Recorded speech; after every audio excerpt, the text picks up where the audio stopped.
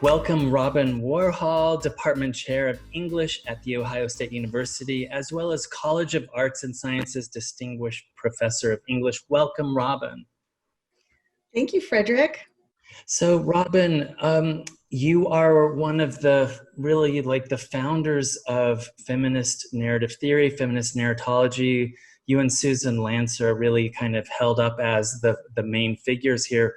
But why research, write, and teach using a feminist narrative theory and framework? Why is this important? Why does it matter?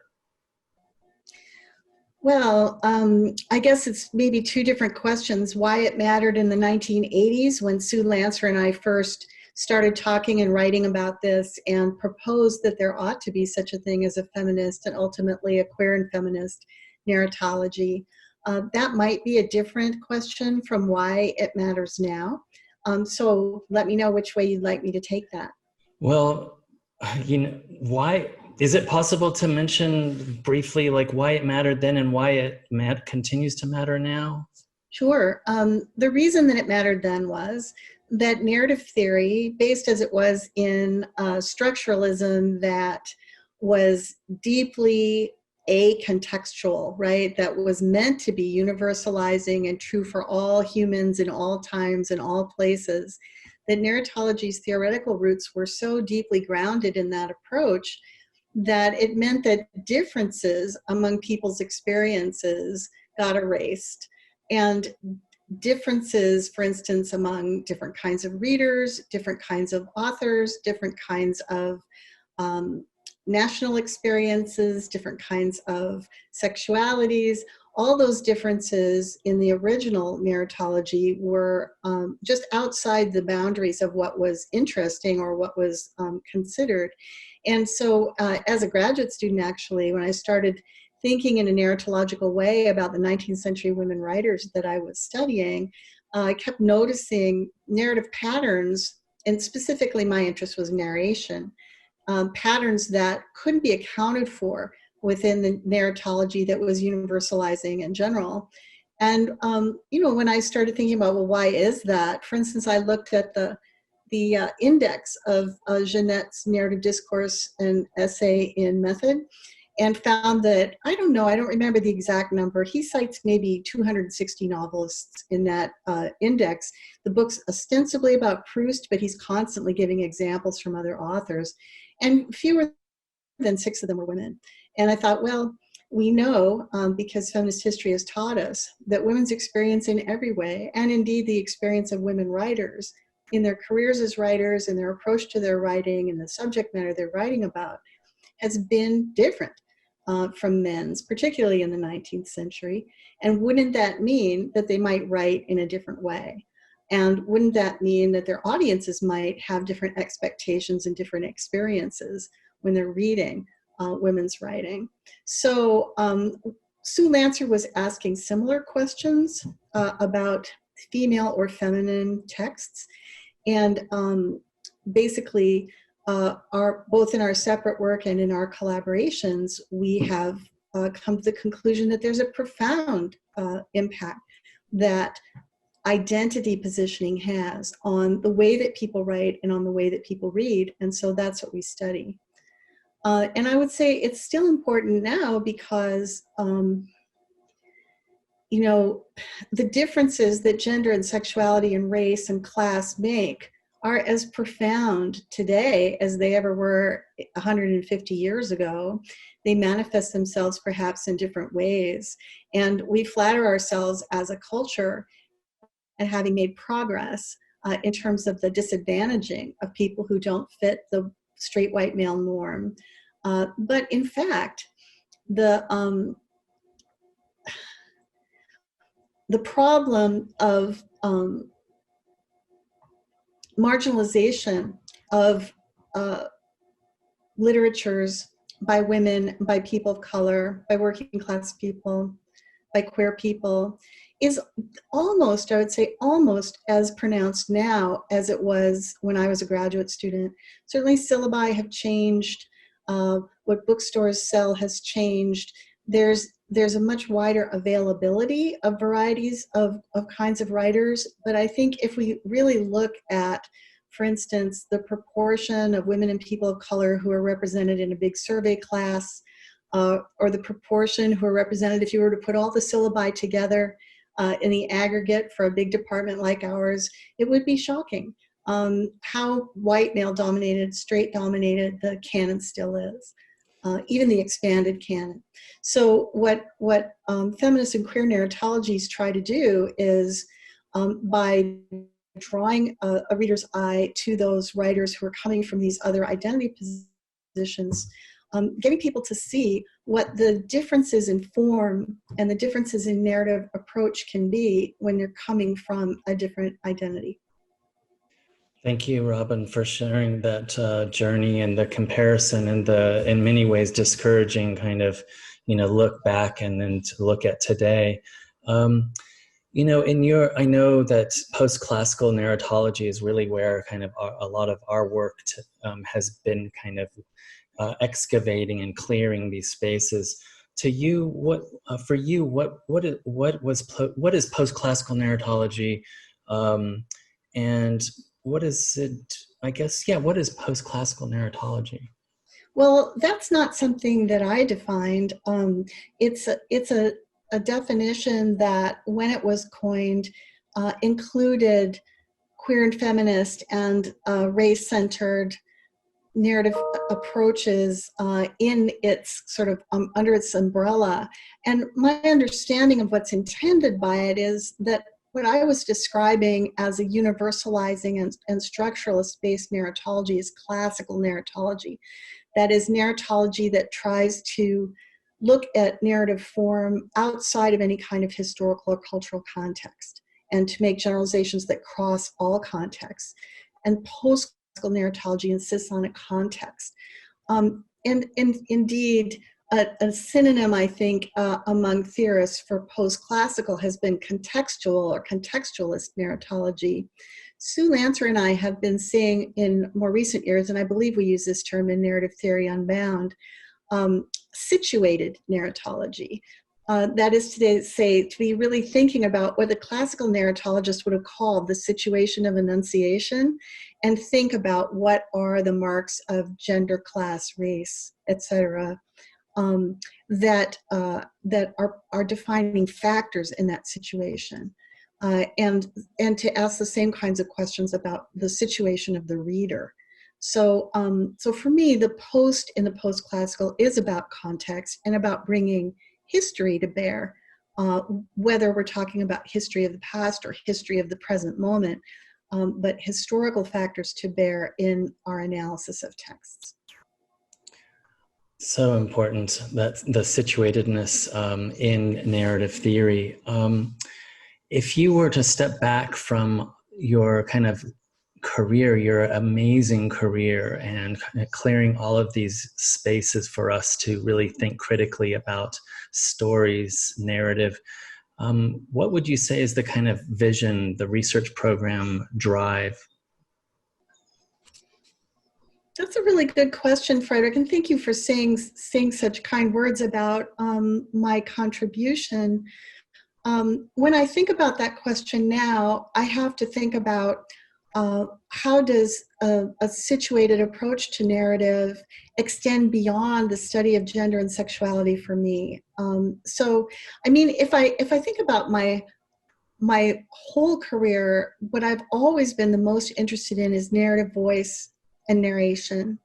And that carries over into the work that I do on the Victorian novel, for instance, or on contemporary TV programs where I'm not specifically addressing gender and sexuality, say. So you wouldn't call it necessarily feminist narratology, but I'm interested in narrative point of view and narrative voice. That's an old-fashioned way of saying it, but that's where the interest started. And I would also say that part of my research program has been to try to kind of unweave the warp and weft of evaluative criticism that says this way of writing a novel is great and this way of writing a novel is trash, because of the way that divide has for centuries basically mapped on categories of race and gender and class. So one of the things I'm constantly trying to do at whatever my individual specific project happens to be, is I'm always asking, not is this a good text, but what is this text good for? Right? Whose interest does it serve? And that, to me, that's a really important question always to ask. So yeah, I'd say that both in my teaching and in my writing, that's something that is always framing my research. The very important, seminal, groundbreaking, in many ways, having a good cry, so important. And one of the reasons I think that it's so significant, not only because of the lens and the direction you're pointing us, but also putting the body and feelings and the emotions back into this space where it's not something just to be dismissed, but actually center stage. Maybe you can talk a little bit about that and kind of, maybe how this works its way into your classroom.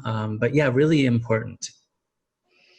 Yeah, it's interesting that you refer to it as seminal. I have a feeling that outside of the community of narratologists, this book did not circulate very widely, and the affective turn that occurred in the last, I don't know, 15 years or so in literary criticism, and it's still actually quite a vital area of inquiry among literary theorists and critics. They don't cite this book. Somehow it was not on the map. It was very early to be writing about affect and literature when I did write about it. And there's I think the fact that I took a very distinctly critical position on the psychoanalytic accounts of emotion and reading may have something to do with why it kind of got bracketed or sidelined, because it's not in the mainstream conversation that's so psychoanalytically driven about bodies and feeling and reading or viewing. And I understood that when I was writing it, and I think it's quite explicitly saying, well, what if psychoanalysis doesn't happen to be true? What if that's just a model that we've been used to using for such a long time, that we are in certain patterns and habits of thinking when we talk about emotion and text? What if we talked about it in a way that just put that aside? And by doing that, I got myself put aside. So I don't think of it as a seminal book in the sense that it actually had an impact on later work in affect and body and reading. I think when I was working on the book, I'm not an ethnographer, but I didn't want just to be talking about how I felt about books. And so what I did for years and years was work with students and very carefully track with them the feelings that they felt, both emotional feelings and physical feelings while reading. And I would teach courses on having a good cry, and we would do texts, movies, or novels that are famous for making people cry. And I would ask the students to observe themselves very closely and to write about it. And when I look back at the book now, part of what I like the best about it are the examples of people talking about what it felt like to read. Some of them are friends and colleagues. Most of them are students. And I still do that in class. I mean, I still think that, reading is a very physical act. It's certainly a very emotional act. And I like to ask my students to be more self-conscious about what they are experiencing when they read, in their bodies, in their throats, in their eyes, their faces, as well as in their brains. And this, I think, is what makes this approach very different from, for instance, a rhetorical narratology, which, their affect exists somewhere in rhetorical narratology, but it's not really an object of inquiry. And I think that, students do find it interesting, and I hope that it helps them understand better what the relationship is between the culture that they're participating in and the way that they personally feel. Robyn, speaking of your students in the classroom, I know that you also bring graphic novels, memoirs, narrative fiction and nonfiction into that space. Um, I wonder how something like Fun Home might be taught in your classroom as a kind of narrative theory in action. Well, Fun Home is the climax of the course that I teach in graphic memoir. In fact, Fun Home is the reason that I got so fascinated with the genre of graphic memoir. And I'm so grateful to Alison Bechtel for doing that, because it is a fantastic genre. And there's something about the intersection of, as Hilary Shute talks about, the physicality of the cartoonist drawing, right? The presence of the artist's hand in the line on the page, which I absolutely think that Shute is right about that there's somehow more presence in comics of the artist when the artist is doing the drawing. Of course, they don't always do their own. But especially when what we're looking at is autobiography and the representation of the artist's self, the intersection between what the medium makes possible and the project of trying to bring a life into being textually, to me is just so fascinating and endlessly varied in the ways that different comics artists with different kinds of agendas do it. Fun Home for me, I don't know, once I was conversing with Alison Bechtel and I said to her, having read Fun Home, "You're such an English major." She was like, "No, I'm not. But I mean, it's full of literary criticism, right? It's very much a kind of a meta book in the ways that, that Bechtel draws on so many different literary sources as comparisons to her father's experience or her father's self-image or her own writing. So that it presents itself as literary at the same time that it is graphic art, and that makes it even more inviting to teach in a literature class, because you can see the ways in which the author, the artist, is thinking about where this project fits in a larger picture of literary history. I think that's fantastic. And yeah, as far as using it as a kind of embodiment of narrative theory, it's perfect because it does everything that an experimental approach to narrative can do, right? It messes with temporality.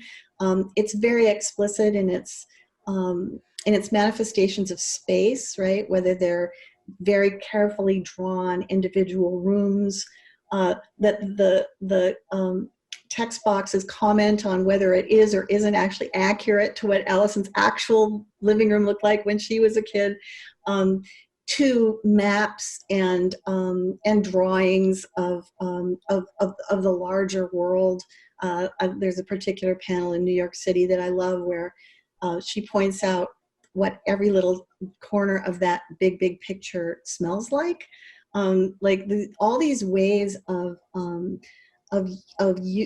using the visual and the verbal to narrate in a way that that just plain prose can't do. It goes so far beyond what prose can do, and that's what I love about it. Yeah, it is extraordinary. Fun Home, and I know you and I could name many others, but where you really feel that not just the kind of beauty of the story and even the sort of the drama and the tragedy, but also the work, like the real like work that it takes to make something like this and put it out in the world Yeah, is amazing. it really is. Yeah, yeah. You wear other scholarly hats, I know, and you advise students, in other, well, in your area of, say, of your field. Could you tell us a little bit about those scholarly hats that you wear? Well, sure. I mean, I didn't train as a Victorianist. My graduate training was in history and theory of the novel, 18th, 19th, 20th, British and American. So I had a very eclectic training in terms of period and location.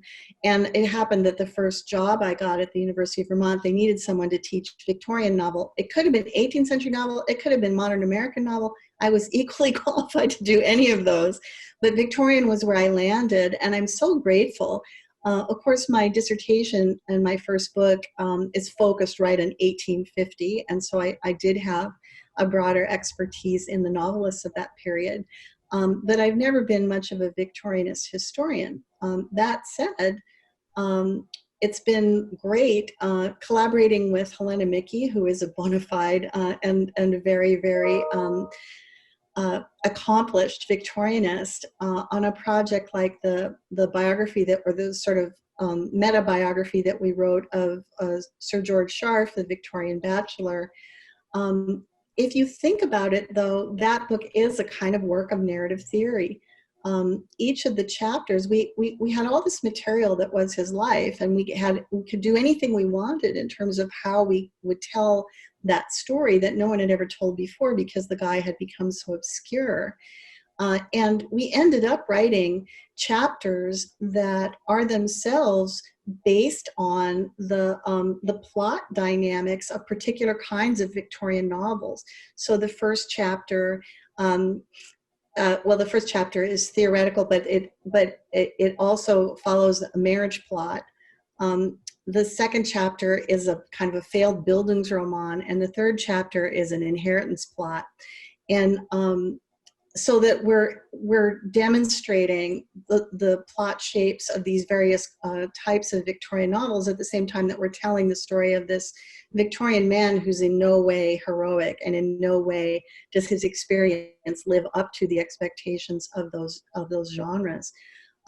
So, you know, we thought of it as an experiment in narrative theory rather than bringing theoretical models to something already written and then identifying these plot points. We brought the models of the plot points to the material and then organized it that way, and then comment all the way through on what we're doing and why we're doing it that way. That's why I call it a meta biography.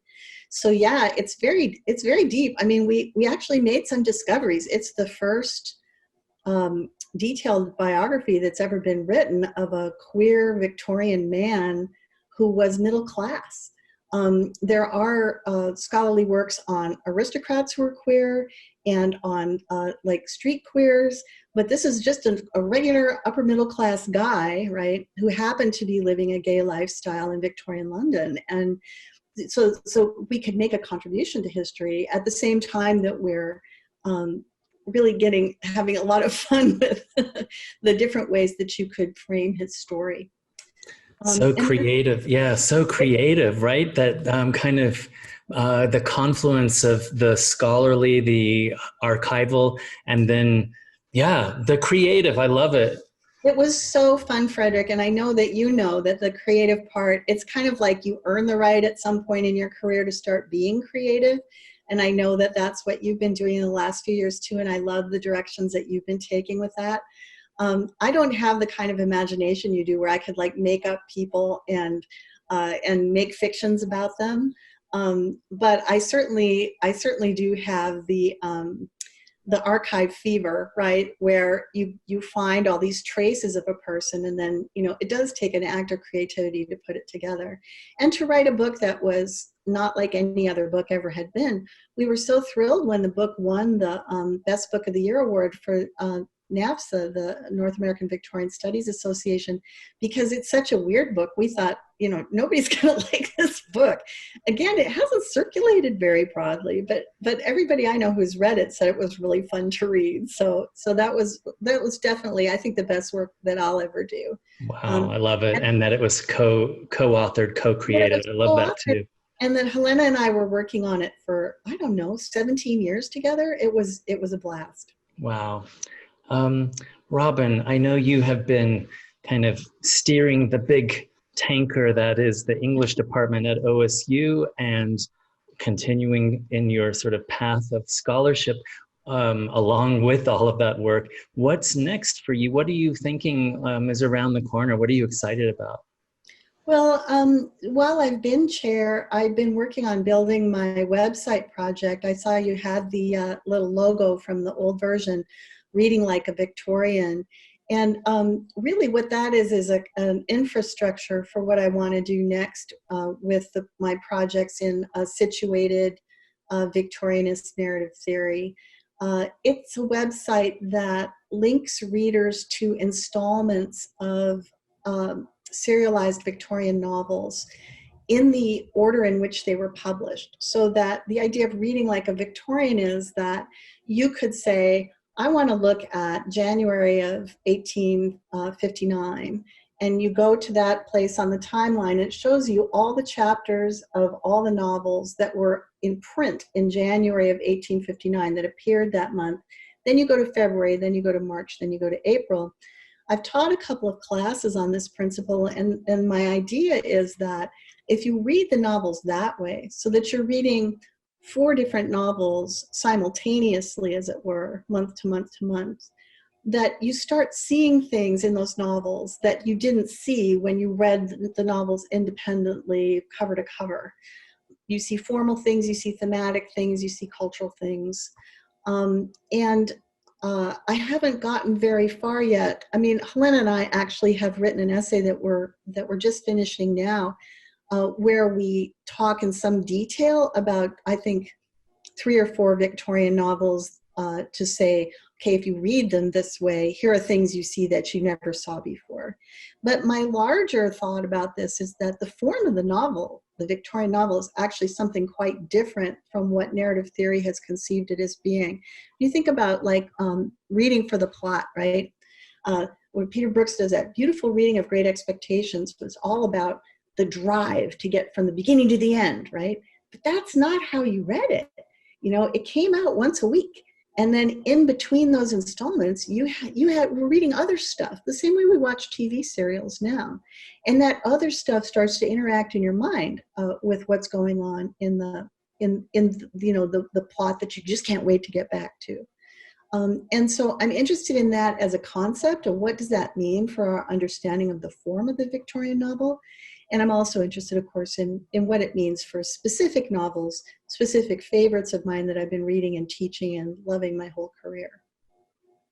Well, I'm so excited about that. And it has so many kind of resonances with the way comics are, continue to be sort of put into the world in the serialized form. And yes, comics are exactly the same. And in fact, the software that we've been developing at OSU for this website, which the new version of the website should be posted sometime this summer, this software is actually transferable so that if somebody had a digital archive of comic books, they could use my software to organize it on a timeline and be able to read comic books serially in the same way and reconstruct a particular moment in comics book history, which I think would be fantastic.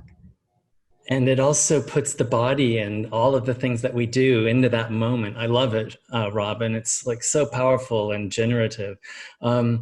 Gosh, Robyn, Chair of English, College of Arts and Sciences, Distinguished Professor, thank you for joining me for this kind of brief journey moment in your life. Always a pleasure, Frederick. Thank you.